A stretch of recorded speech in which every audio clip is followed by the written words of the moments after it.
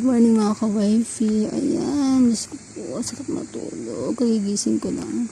So mamaya kailangan natin mag-prepare kasi sabi ni husband, aalis daw kami.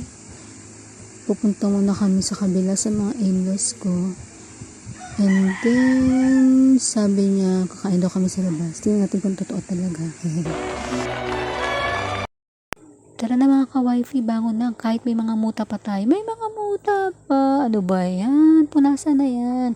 At tara na magtimpla na tayo ng ating mga kape or gatas man dyan. Kung ano bang gusto mong timplahin or kainin. Basta importante malamanan yung ating mga tiyan.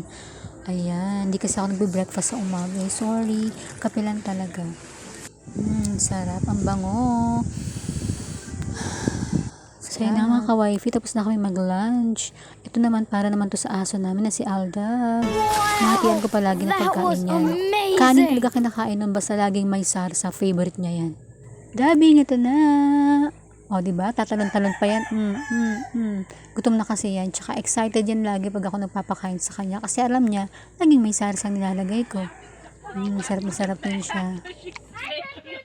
Saya na nga, busog na siya. Oh. Aba, busog na. Naku, wala siyang tubig. Bigyan muna natin ng tubig si Alda. Yan, kasi tuwing pagkatapos kumain yan, talagang pinapatubig namin yan. Minsan hindi siya nagtutubig, pero pinipilit namin siya magtubig. O, ayan, magtubig ka na, Alda. Ganyan siya. Minsan maarte yan. Minsan pagkain lang, minsan tubig lang. Yung ko ba dyan? Diet yarn. Diba? Busog na siya.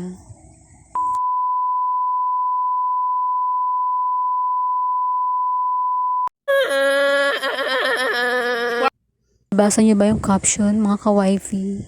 Ang saklap, di ba? Pagkatapos mong gawin ang lahat. A few moments later.